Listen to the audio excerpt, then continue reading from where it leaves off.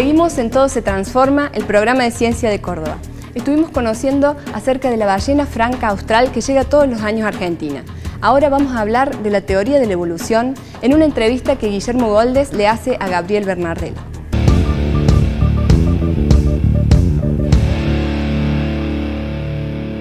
Gabriel, bienvenido, ¿cómo estás? Muchas gracias.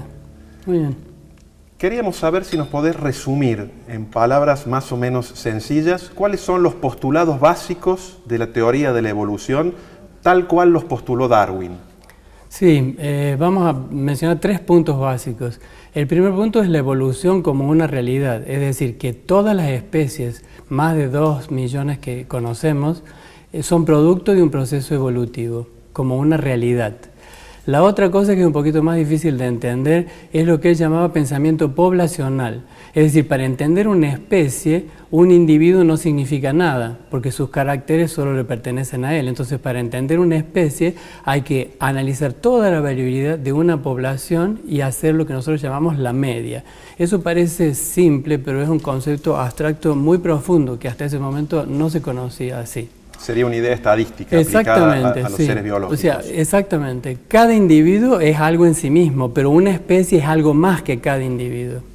Y la otra cosa sería, que es lo que ya todos conocen un poco más, la teoría de la selección natural. Es decir, cómo actuaría la evolución según Darwin es a través de la selección natural, que implica que hay variabilidad en la población y algún factor ambiental hace que algunos individuos estén más adaptados, sobrevivan y se reproduzcan, mientras que los otros no se reproducen y tal vez se mueran. Entonces, en ese proceso positivo y negativo al mismo tiempo van apareciendo y desapareciendo las especies. ¿Sería correcto decir que el proceso que produce la variabilidad es totalmente azaroso, pero la selección natural en sí no es tan azarosa? Así serían las dos partes del mismo fenómeno.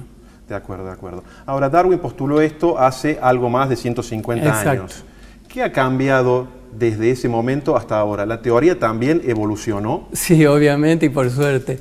Bueno, lo primero es lo que estábamos hablando antes. Darwin tenía solo la teoría de la selección natural que, digamos así, elige a los individuos de alguna manera. Y el azar no era importante para él. En cambio, hoy en día el azar es fundamental también en el mismo lugar que la selección natural. Tienen lugares compatibles. Y eso sería que a veces los que sobreviven y los que se reproducen no necesariamente son los individuos que están más adaptados.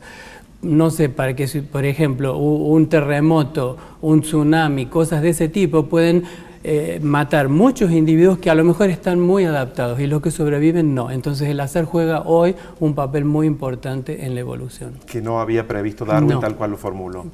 Exacto. De acuerdo, de acuerdo. Entonces se podría decir que la gran biodiversidad que hoy tenemos, variedad de plantas, animales, hongos, bacterias, protozoarios y todo lo que se nos ocurra, se puede explicar fundamentalmente por la evolución. Sí, absolutamente. Eso para nosotros es una realidad indiscutible.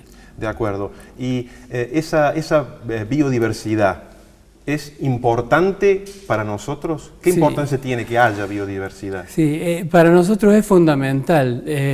Nosotros vivimos en un mundo bastante artificial, un poco separados de la naturaleza. Creemos que la ciudad es lo importante y estamos alejados de la naturaleza. Sin embargo, la producción de agua, de aire, materia prima, alimentos, etcétera, depende de la naturaleza y de los seres vivos. Si ellos no estuvieran, nosotros no podríamos concebir las ciudades como las tenemos en la actualidad. Pero desgraciadamente hay como esta separación que te digo y nosotros no la consideramos, creo, como deberíamos y estamos destruyéndola más de lo que es conveniente.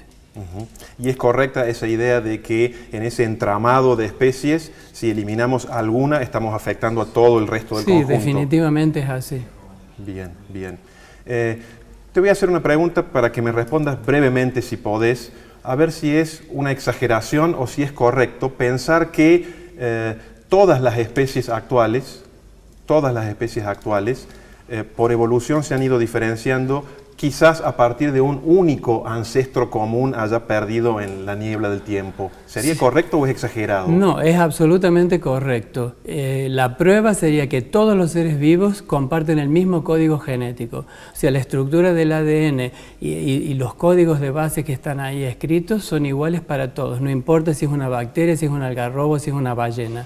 En ese sentido, podemos decir que hubo un único origen común para todos los seres vivos y que a partir de ese origen todas las especies evolucionaron. Desgraciadamente no sabemos si hubo más de un origen porque eso se habría perdido, pero por lo menos lo que quedó es a partir de un ancestro común. De acuerdo. Y las condiciones que había en la Tierra primitiva cuando aparecieron esos ancestros, ciertamente esas condiciones no se producen hoy, ¿verdad? No, desde luego. La atmósfera es diferente, la temperatura de la Tierra es diferente, no existía una capa de ozono que forma parte de la atmósfera, o sea de que la vida como se originó en ese momento no puede seguirse originando. Los mismos seres vivos fueron cambiando la constitución de la Tierra y eso es ya irreversible. Tampoco en laboratorio se podrían reproducir esas condiciones. Y por el momento no, pero tal vez hay gente en que el trata futuro de hacerlo. sí, y concebir genes artificialmente se está haciendo, o sea que puede ser. Estamos metiéndonos ya en un tema casi de ingeniería genética. Absolutamente. A partir de esos temas de ingeniería genética, ¿se podría pensar que estamos tomando la evolución en nuestras manos en este momento?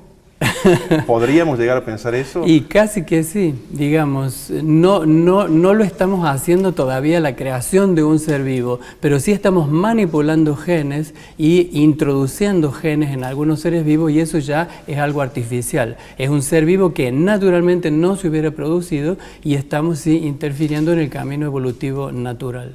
Perfecto. Bueno, ha sido muy claro, Gabriel. Te agradecemos mucho tu participación en este programa. No, de nada. Ha sido Gabriel Bernardelo, botánico en Todo se transforma.